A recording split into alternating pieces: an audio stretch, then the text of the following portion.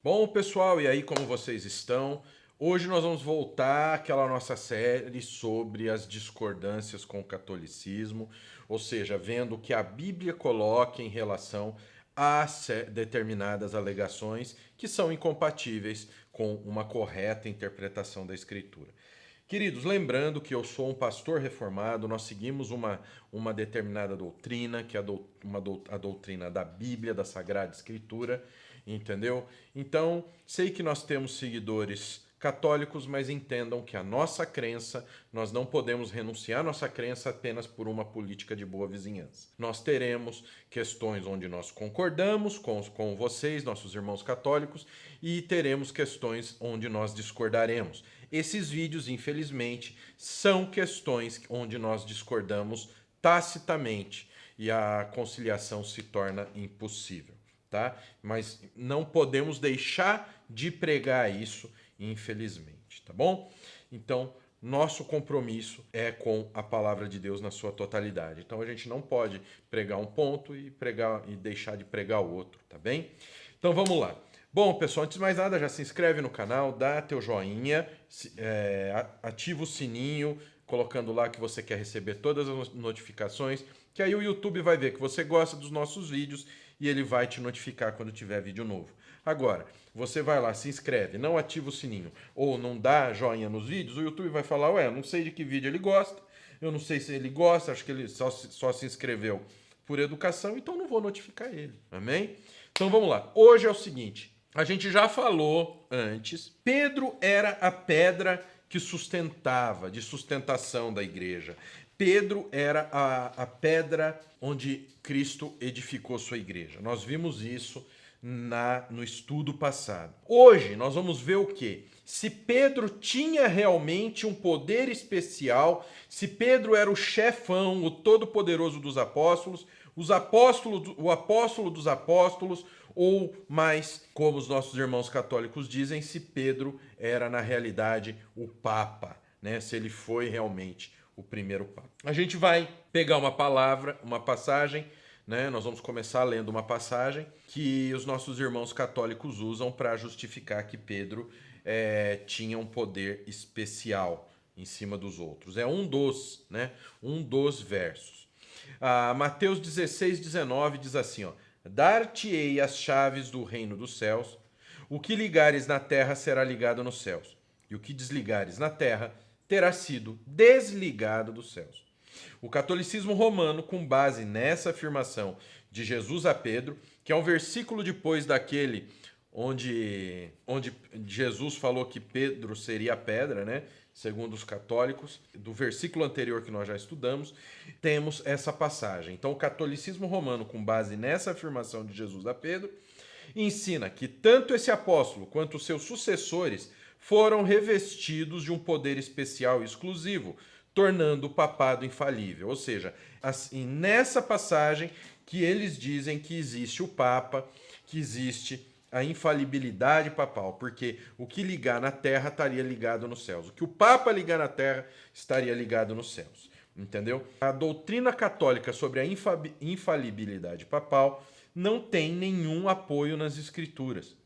Jesus de modo algum outorgou autoridade a outras pessoas para exercerem de forma singular a liderança como cabeça de sua igreja. Não. Cristo, ele delegou a igreja toda, todos como membros de um corpo, como membros de uma totalidade, e ele apenas tem autoridade de forma singular para exercer a liderança. O líder da igreja de Cristo é o próprio Deus, é o próprio Cristo. Isso que tem que ficar claro. Ok? Com base em Mateus 18, 15 a 20, Jesus estende a autoridade que concedeu a Pedro aos demais discípulos, como membros do corpo de Cristo. Se teu irmão pecar contra ti, vai arguí-lo entre ti e ele só. Se ele ouvir, ganhaste a teu irmão.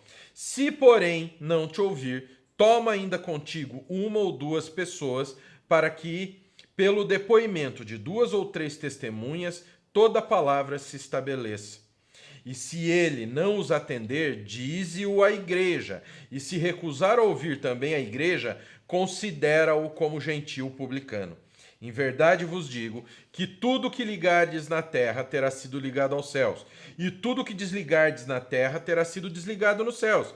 Em verdade também vos digo que se 2 dentre vós sobre a terra concordarem a respeito de qualquer coisa que porventura pedirem, ser-lhes-á concedida por meu Pai que está nos céus. Porque onde estiverem 2 ou 3 reunidos em meu nome, ali estou no meio deles. Então aqui Cristo está falando da parte da disciplina. Essa passagem toca onde? Na ferida da disciplina na igreja. E isso é estendido aos outros irmãos e não especificamente a um indivíduo. Começa com você até ir até toda a totalidade daquela congregação da igreja, caso o irmão não queira se desviar do seu mau caminho. Entenderam? Então, a mesma coisa que foi passado para Pedro foi estendido ao resto da igreja. Temos mais a discutir. Esse tipo de autoridade era comum aos rabinos, que tinham o privilégio de dar permissão e proibir determinadas questões. Não se tratava de uma porção de poder exclusiva de Pedro. Isso que tem que ser colocado. A igreja também recebeu a mesma autoridade pela qual proclamamos o evangelho, o perdão de Deus e o julgamento divino aos impenitentes. Contudo, o único que tem proeminência sem igual é o próprio Cristo. Esse sim é a pedra angular. Os demais crentes, inclusive Pedro, são as pedras vivas, como no versículo 5, nessa edificação. A pedra angular, a pedra da fundação, a pedra de tropeço para os de fora é Cristo, tá certo? E nós somos pedras vivas. Pedro, Paulo, eu, você, Vanessa, nós somos pedras vivas. Nós somos todos membros fundados em Cristo. O líder é Cristo. O papel de Pedro no Novo Testamento está longe da reivindicação católica romana de que ele possuía e era autoridade sobre todos os seus companheiros. Isso não existe. Não existe nenhum ponto na Bíblia que mostre isso. Embora tenha sido o orador principal no dia de Pentecostes, no entanto, sua atuação no restante do livro de Atos é escassa, sendo considerado tão somente um dos apóstolos. Será que de uma leitura mais cuidadosa da carta escrita aos Gálatas nos levaria a aceitar que algum apóstolo foi superior a Paulo? Paulo disse ter recebido uma revelação do Evangelho, que não veio dos demais apóstolos, Gálatas 1:12 e 2:2, e que seu chamado era semelhante ao ministério de Pedro, Gálatas 2:8, a ponto de usar da autoridade que tinha como apóstolo para repreender duramente o próprio Pedro. Ou alguém esqueceu que Paulo repreendeu a Pedro? O que aconteceu com homens no passado que foram repreender o Santo Padre católico romano? Viraram churrasquinho bem passado. Não estou dizendo que isso é uma exclusividade católica, tá? O fato de Pedro e João terem sido enviados pelos demais apóstolos a uma missão especial em Samaria demonstra que Pedro não tinha uma posição superior entre eles. Atos 8, 4, 13. Se Pedro de fato fosse superior aos demais, por que é dispensada ao ministério de Paulo uma atenção maior? Fato constatado nos capítulos 13 a 28. No primeiro concílio realizado em Jerusalém, em Atos 15, a decisão final não partiu de Pedro, mas sim dos apóstolos e dos anciãos. Além disso, foi Tiago, e não Pedro, que presidiu o conselho, Atos 15, verso 13. Em momento algum, já que era segundo o catolicismo superior aos demais apóstolos, Pedro reivindicou ser pastor das igrejas. Antes, ele exortou os presbíteros para que cuidassem do rebanho de Deus, 1 Pedro 5, 1 e 2. Embora reconhecesse ser um apóstolo, não o apóstolo dos apóstolos, tá? Isso é muito importante. Ele não se intitulou o chefão. Sabia que era apenas um dos pilares da igreja, junto com Tiago e João, e não o pilar. Gálatas 2:9, ó, o que diz Gálatas 2:9? E quando conheceram a graça que me foi dada, Tiago, Cefas e João, a quem eram reputados colunas, me estenderam a mim e a Barnabé a destra de comunhão, a fim de que nós fôssemos para os gentios e eles para a circuncisão. Olha que coisa interessante. Contudo, foi falível em sua natureza. Somente a palavra de Deus é realmente infalível. Palavra de Deus que está na Bíblia, que foi apenas recebida, reconhecida pela igreja e não construída pela igreja, não ditada pela igreja, não produzida pela igreja. Isso, no entanto, não quer dizer que Pedro não teve um papel significante na vida da igreja.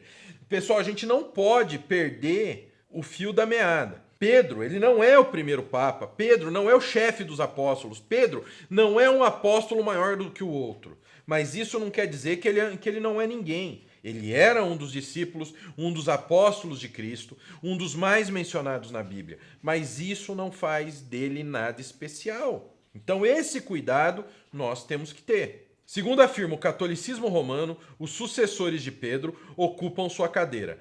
Quando, porém, analisamos as Escrituras, encontramos critérios específicos para o apostolado, Atos 1, 22, 1 Coríntios 9, 1, 1 Coríntios 15, 5 e 8, de modo que não poderia haver sucessão apostólica no bispado de Roma ou em qualquer outra igreja. Então não é que o Papa não seja e outro pastor, bispo, sei lá, seja. Não, Cristo é o cabeça. Por mais que algumas igrejas aí, falsas igrejas, né, evangélicas, como vocês sabem, né? Aquela do templo lá no Brás, o cara praticamente é um papa. Ele pode falar tudo contra as escrituras que as pessoas falam amém. Você mostra na escritura para os membros daquela igreja, eles dizem não, mas o bispo pede mais cedo, ele falou, então tá falado. Tá bem? Então nós temos que entender, não é que os católicos... Então, não é apenas o Papa que não faz parte de uma sucessão apostólica. Nenhum. Esses falsos apóstolos da modernidade, a gente tem que fazer um meia-culpa. A Igreja de Cristo, esses mentirosos que se colocavam título de falsos apóstolos atuais, se colocaram título de apóstolos atualmente, eles estão fazendo exatamente o que os católicos fizeram com o papado. E o engraçado é que eles são os maiores críticos do catolicismo. Quanto às chaves entregues simbolicamente a Pedro, não significam que esse apóstolo tinha poder para fazer a pessoa entrar no céu quem ele quisesse. Não é isso. Jesus foi explícito e enfático ao ordenar a divulgação das boas novas em Lucas 24, 46 a 47. A mensagem de salvação produz arrependimento por meio da fé na pessoa e na obra de Cristo, ou seja, em sua morte e ressurreição. Pedro abriu as portas do céu para seus ouvintes no dia de Pentecostes, Atos 2, 37 a 41, e na casa de Cornélio, Atos 10, 42 a 43. Então essa chave é no sentido de igreja, de abrir a porta da salvação. Mas em que sentido? No sentido de pregar o evangelho. É a chave que está na mão de todos nós. A entrega nas mãos de Pedro não está dizendo que ele tem um poder especial, pessoal. Só está dizendo que toda igreja que nós temos a chave de pregar o evangelho, levar a revelação especial do Senhor a todas as pessoas. Amém? Então, espero que vocês tenham gostado, espero que vocês tenham entendido. Então, não. Pedro não foi o primeiro papa? Não. Pedro não tem superioridade aos outros apóstolos? Não. Longe disso. Pedro é um apóstolo como qualquer outro. Um homem especial, um grande homem de Deus, um homem onde nós podemos nos espelhar e aprender, tanto com seus erros quanto com seus acertos. Mas ele não é a pedra sobre a qual foi edificada a Igreja de Cristo. Amém? Então é isso aí. Até o próximo Nascido ESC. Aqui na descrição tem um link onde abre uma janela com todas as nossas redes sociais. Pessoal, não se esqueça, tá bom? Que ali, nessa página que vai abrir, tem o link para você baixar os nossos 3 e-books gratuitos. Isso mesmo, e-books, gratuitos, não te custa nada, de graça. Clica lá, coloca seu e-mail que você vai receber os e-books lá no seu e-mail, bonitinho para você ler, e vários artigos a respeito da fé cristã. Amém? Então é isso. Então que o Pai, o Filho e o Espírito Santo de Deus abençoe a vida de vocês. Até a próxima, em nome de Jesus.